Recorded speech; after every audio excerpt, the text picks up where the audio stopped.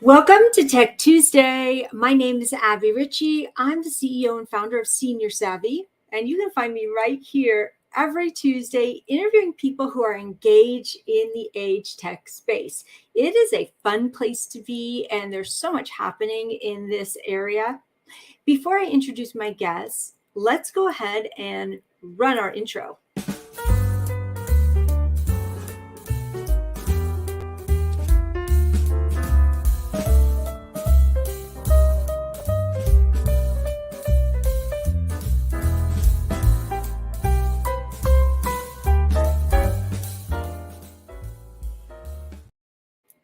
Welcome back to Tech Tuesday. I want to go ahead and invite my esteemed guest today. We are talking with Colin Milner. Welcome to Tech Tuesday, Colin. Well, good morning, Abbie, and thank you very much for having me on board here, and I'm thrilled to join you. Yeah, it's an honor for sure. For those of you that are not familiar with Colin, and maybe you're not on his mailing list, Colin is the CEO and founder of the International Council on Active Aging. The ICAA, it guides, connects, and shapes the active aging industry. And it's also supporting organizations and professionals who are dedicated to creating wellness environments and success for older adults. And Colin, how long have you been in this industry for? Oh my goodness, that's a loaded question, isn't it? I've been in the health and wellness area since I was 21. Okay. So 41 years, Mm-hmm. actually coming up to 42 years. So it's been a long ride. And in the senior living space, I've been in it about 35 years. Yeah. And I am sure that in the past 30 years or so, you've seen tremendous changes, right? Oh, in many instances, it's like night and day. And then in some instances, it's the exact same. You know, it's funny that you say that because there's so many, there have been a lot of innovation in senior living, but like you said, there are some places where it's just stuck, right? Yes. And we could definitely talk about that another time. But today, we're going to talk about the wellness industry as it relates to senior living. And there's a new name for this. It's called well tech, right? Yeah, WellTech basically is the various technologies that are out there, and there's so many of them that are helping to drive our ability to live better longer. Those three words are really changing everything around us. I mean, today we are healthier, we're fitter, we're stronger, we're walking faster, our reaction time is better. So, all of these technologies are embracing the fact that we have a healthier older population. The disability rates are down. Yeah. So how do we support that? And one of the ways we can support that and guide that is through technology. So when we talk about well tech, what does that encompass? Wearables, sensors, walking support devices. What does it actually encompass? It encompasses a wide variety of different topic areas, but if you think about it, does the product or service help me to live better longer? It could be a wearable, it could be a toilet. We'll talk about that in a little while. It could be hyperbaric chambers. It could be, sensory rooms. It could be all of these things. You could learn more about becoming your own digital twin. All of these things are part of what's driving the health and wellness of older adults. And part of the big change, Abbie, is that in the past, technology was very basic. So if Mhm. you think about, let's say, for instance, wearables are the big hot thing, have been for a while now. But if you go back to the 1600s, Okay. okay, Leonardo da Vinci, not DiCaprio, Leonardo da Vinci was the person who actually invented the step counter. And it was used to actually measure distances in cities. However, all of a sudden, a pedometer became a big thing, and people were using it to measure their steps. And all of these measurement tools are really about monitoring, responding, changing, and rewarding. And we've been doing that for a long, long time. The difference is The tools we have today can become very precise in their prescription and in the utilization of it. That's a big difference. And tell me also, because I spend a lot of time in the age tech world, what's the difference, if any, between age tech and well tech? Well, age tech encompasses everything.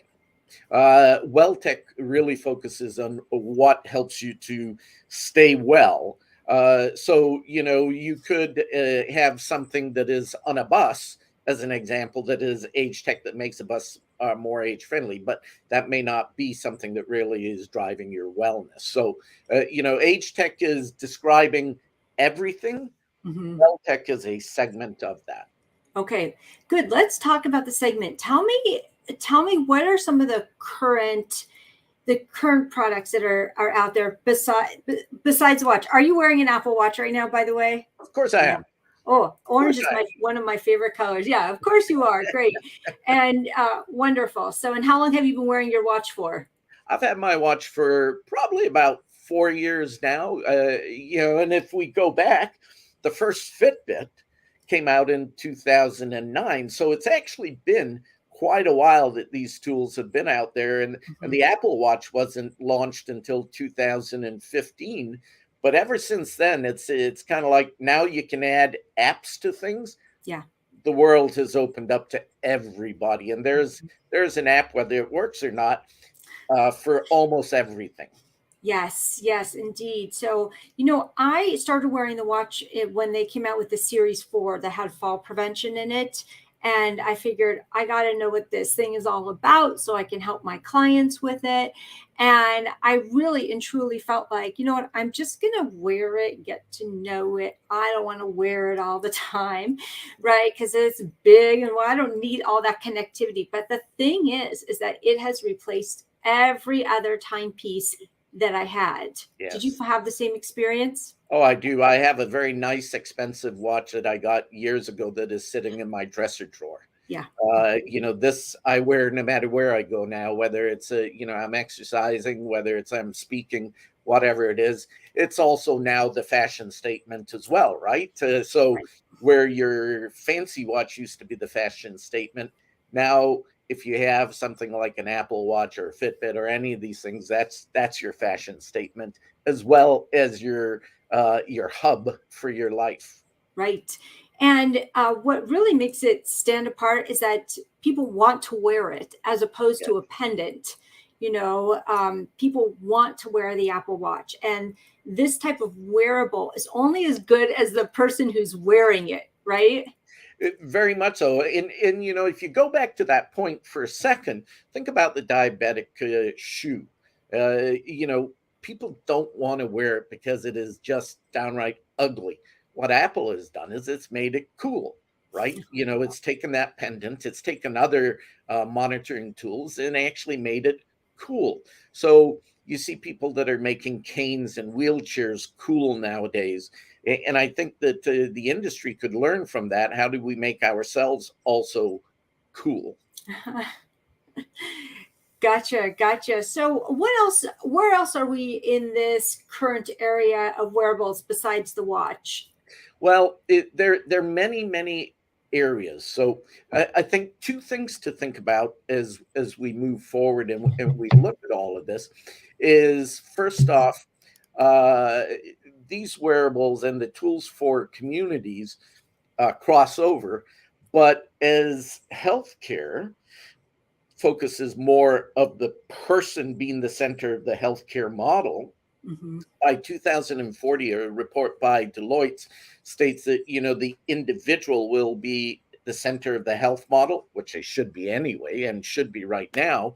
So, my point being is that the focus needs to be on person centered and precision solutions. Hmm. That's where all of this technology begins to come into place. So, if you think about the solutions that you have out there now, Abbie, you have things like I mentioned toilets.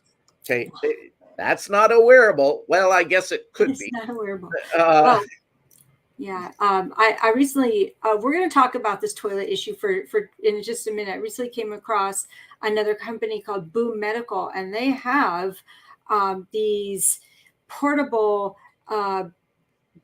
portable for women. Yes. So they're porta potties for women to take with you camping or keep by your bedside. And they've refined their product design so much that you wouldn't even know it was a bedpan.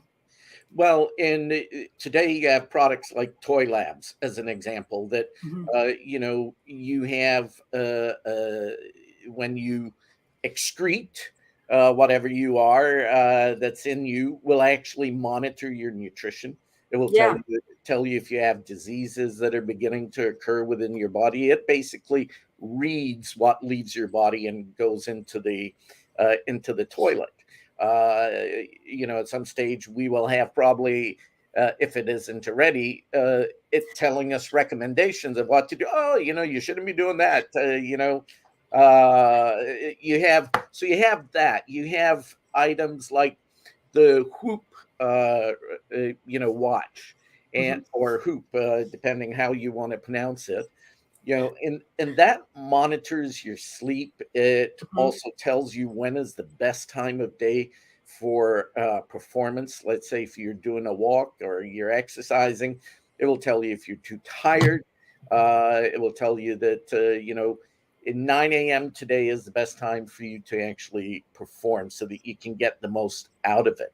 Hmm. You also have things like dehydration rings that Hmm. will tell you if you're dehydrated. So either if you're an athlete or if you're not an athlete, it will tell you. And we know that a lot of delirium happens if you aren't properly hydrated. So, an item like that is very popular. You have the Aura ring that is similar to, the monitoring. But the key is that older adults today are accepting of this technology. It's not like they're in the past where people would say, "Oh, well, older adults don't use technology." Well, we know that that is a little bit of a dated thinking, but Yeah. we also know today that, and ICA did some research in 2021, in the midst of the pandemic, that showed that 24% of older adults, said that they would like to have a wearable, and 32% actually stated that they had a wearable. So, you're looking at over 56% of the market that says that they are open to that. Huge number if you're looking at the population as a whole, people over the age of 50, 100 million people plus. That's what's that, 56 million just in the US, just in the older population. So it is a sizable market. The key Hmm. is, what is the right product for you, or what is the right product for your community Yeah. or products? Hmm. Yeah, absolutely. And whether or not you'll get community adoption, right? Very much so. And part of that is who is actually doing the training. So, as an example, when you're looking at the staff Hmm. in a community, we did a research study about 3 years ago that showed the number one place that staff went for their training was the internet. Uh-huh. The number one place that they said was the worst for training, the internet. Right. Uh, you know, uh, Uh-huh. they then said that their managers were also very poor at training them in regards to that. The people, and this is just logical, that they said offered the best training were the actual suppliers of the product. Now, that should go without say because the supplier knows the product inside out. But a lot of times we don't utilize that supplier. We try and do it all ourselves. So I think, to your point about the adoption also is driven by who is actually doing the training. Hmm. 100%. And this is not entirely related to what we're talking about, but this is something I talk with a lot of companies about, because once a community has purchased this very well coveted piece of technology, it's only as good as the staff that knows how to use it, right? Yes. And Yeah. with a high turnover in senior living, there's a lot of technology that goes orphaned. Yes. And that is very common, and that ranges from small little bits like the watches and the wearables, if Mhm. the community offers that, to the bigger bits like let's say for instance a bicycle or Mhm. a Mhm. treadmill or Yeah. any of those kind of technologies. A lot of times that gets used by the comfort level of the staff person. So if you're putting something in, but you're not training them, and you, let's say, have an activities director instead of a fitness or wellness director, Mhm. over the years, we've seen that it gets less usage because people aren't comfortable on it. So comfort is at the heart of all of this. Yeah. Yeah, I would say that too. In my own experience working with older adults and teaching them how to use technology, my goal is to teach them a basic foundation, because once they know the basic foundation, they're confident and they feel empowered to continue learning independently. Well, the other part of all of that is for if you're looking from the community side of things, even the older individual, is where are they on the behavior change model? So, are they just thinking about technology? Are they contemplating? Are they in the preparation stage? Are they in the action stage? Are they in the maintenance stage? And how do you support moving them from one stage to the next instead of saying, hey, I'm going to move you from here, the contemplation stage, all the way to the end of the model, all in one fell swoop? That has traditionally been the way we try and do a lot of things. And I think unless you have a really effective technology roadmap and Mhm. you look at implementing it bit by bit, a lot of times you get left behind and you just go for the bling thing, the thing that people are talking about a lot. Exactly. The thing that people are talking about a lot, but you don't know if it's the most effective because they don't speak to your other technologies either.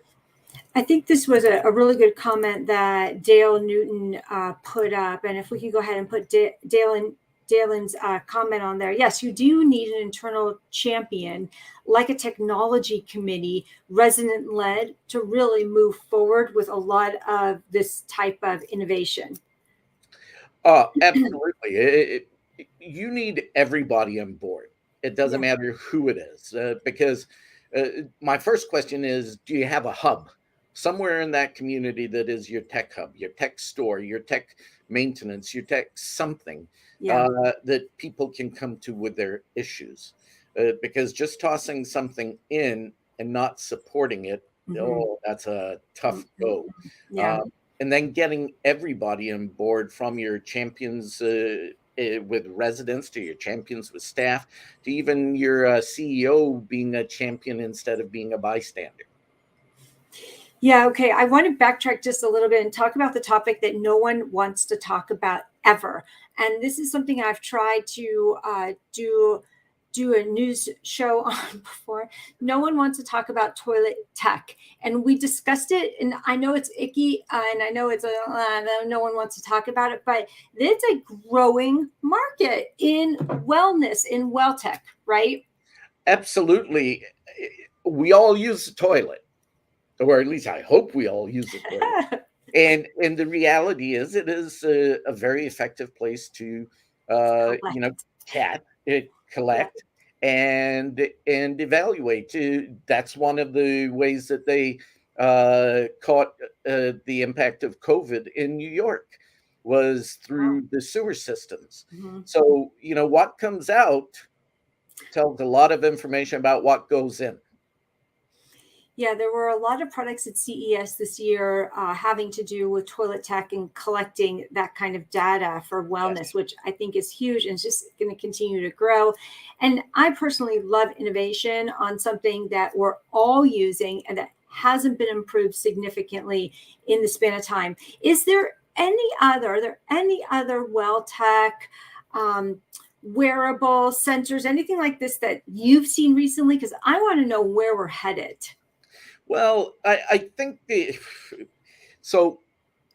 Let's look at the community and then the individual. Okay. Okay, so if you look at as an example, the Blue Zones is building a property down in Florida, and one of the things that they have in that property is a very significant uh, tech hub for your assessments and analysis. If you look at the image that they show in their press release, it is like being on the bridge of the Star Trek. I forget what the heck the Star Trek ship was, but it has everything from your brain functions to nutrition, you name it, it has it. The problem with that is that you look at that and the first thing that comes to your mind is, oh, that's going to cost a lot of money. So to me, people who are leading the charge like that are like what the big mainframe computers were when they first came out. The question is, how do we scale that down so it's accessible and usable for everybody? I did a recent, and this is, I'm answering the question as I go through this, is to me, that is the future. That is the future. But today, we have, as an example, the Aviv Lab. I don't know if you've ever visited them. No. They are in the villages, and I was invited to do a full assessment at their center. All right. The assessment is somewhere probably around $17,000. They look at everything from your brain functions to your health, your wellness, your blood, your DNA, everything. And at the end of it, it literally gives you a profile of who you are and what your body is capable of and what challenges you may have. To me, that is our future. But we need to make it affordable. Right. I got a very comprehensive DNA that when a report that when I read through it, I was going, holy smokes. That is, if somebody was to sit down and describe me, my body type, what has worked, what doesn't, it was bang on. So when it comes to the future, I think we will have more and more tools to let us be precise in our recommendations. And the reason is that no two individuals age the exact same way or at the exact same rate. And because of that, we really need to focus on us and not everybody else around us when it comes to understanding our body. And also, not just like you mentioned by age, it just really is dependent on how active you are. Well, it's all based on your capacity, and the technology needs to support and enhance your capacity. So as an example, there are 5 different levels of function. You have there are many levels in between, but you have the athletic individual, the fit individual, the independent individual, which is where most of us are, the frail and the dependent. And you look at technologies that can help support you no matter where you are in your functional capacity. A cane supports you if you are a little bit frailer, or a wheelchair if you're dependent, as an example, where on the other hand, a wearable may support you as you look to compete in a triathlon. So I think the technology needs to focus on your capacity, whether it is physical or cognitive. Gotcha. Now, for those of you who have joined us today in the chat, I want to know from you, and you can give me a thumbs up if you want to, or you can say yes, yes, yes, no, no, no. I want to know from you if that type of in-depth analysis would appeal to you today. And you don't have to write it right now, but I would love to see if it would or would not. And there were a couple other things I wanted to mention here. So we did talk about hydration, how important that is. Are there any other future potential and developments that you're interested in and you are looking into right now? I want to meet my digital twin. Yeah. Okay. Now that's what I want. Is I want to be able to have my digital twin that AI can play with to make recommendations. I like it. They can look at my blood, they can look at my DNA, they can look at all of these things and run scenarios to see what the best outcomes would be. And they Mhm. have all the biometrics, whether it is through clothing, whether it's through wearables, whether it's through a smart pill, whether it's through beacons that capture data as I move around the community, all of these different areas, or my blood. It is basically that they would capture all this data, analyze it, and then make recommendations of what to do. The key is for us, most of us will spend about half our life in poor health, not ill health, but Mhm. poor health. And the reason many of us will spend 6 to 8 to 10 years in ill health towards the end of our life is because we don't catch the changes that are happening when we are in poor health moving to ill health. What all of this technology will do is, I think, give us a better preventive model to capture the small little changes Yeah. because before they become big issues. Right. Right. Like even being able to detect a urinary tract infection. Right. Oh, yeah. Or a change in your glucose levels. Right. Right. Right. Well, I have just loved this discussion. And when people, you want to find out more about WellTech, what are some forums or newsletters or emails or companies that you follow to get more information on this type of topic? That's a great question. And I think I follow Google. Uh-huh. What I mean by that is that, I enter in my alerts, Mm-hmm. and I have Google alerts, anything to do with technology and health and Mm-hmm. wellness. Mm-hmm. And that can become a little bit overwhelming. But I do that. There's lots of other groups. There's, Lori Olaf that has her newsletter. There's, if you're looking at it, you have, the MIT with Joe Coughlin that does a Yeah. lot in regards to technology, Stanford with Ken Smith, folks like that. But I think you want to be diverse in just one or two sources. So Mm-hmm. because of that, I like the alerts, and then it lets me look and say that's a lousy source. Let's get rid of that, or that's a great source. Yeah. The other part of all of this that we're looking at is immersive technologies and sensory rooms that I don't think communities have even really got into yet. That and biostreaming, I think, are going to be crucial for the future.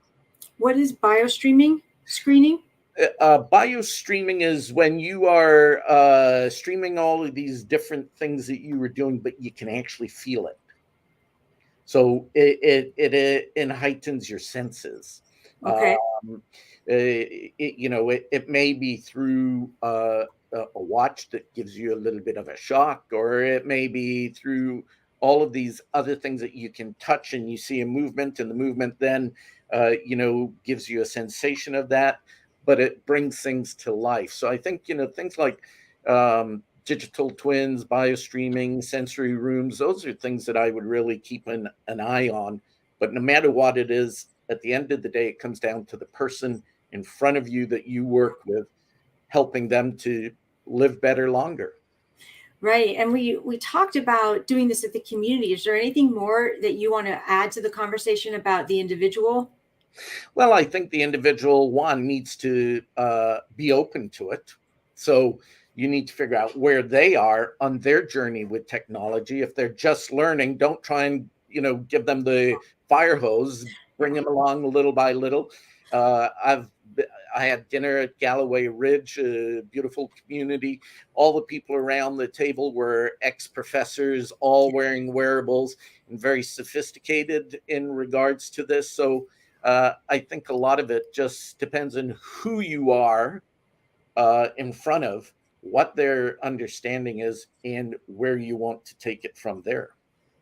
Cool. And do you talk about these topics at your upcoming conference? Very much so. We have a lot of companies that are exhibiting these kinds of products that are really cool. And I use that word because I think a lot of the stuff we have, unfortunately, in our industry is really boring. And I think we need to add in a cool factor, Mhm. or as Joe Coughlin at MIT says, something that is transcendent design. It is, or that technology is going to transcend you from where you are to someplace else. Yeah. Yeah. I love it. Well, you've just opened up my mind into this discussion, and I love it. It's brought something new and fresh to Tech Tuesday. So thank you. And yeah, if you're interested in joining one of the conferences, the dates are right down there below. And Colin, when people want to get in touch with you, how could they find you? They can find me all over the internet in regards to LinkedIn, Facebook, Twitter. Just Google Colin Milner, LinkedIn, Colin Milner, Facebook, or Twitter, or they can email me at Colin Milner, that's one L, Colin Milner at ICAA, or just go to our website, icaa.cc, and send us a message through the contact portion. Wonderful. Well, thank you so much for being my guest today. It's an honor to have you here and share everything that's happening in your world. And for those folks who joined us in the chat, thank you. We love your participation and your comments. And we will see you all back here next week.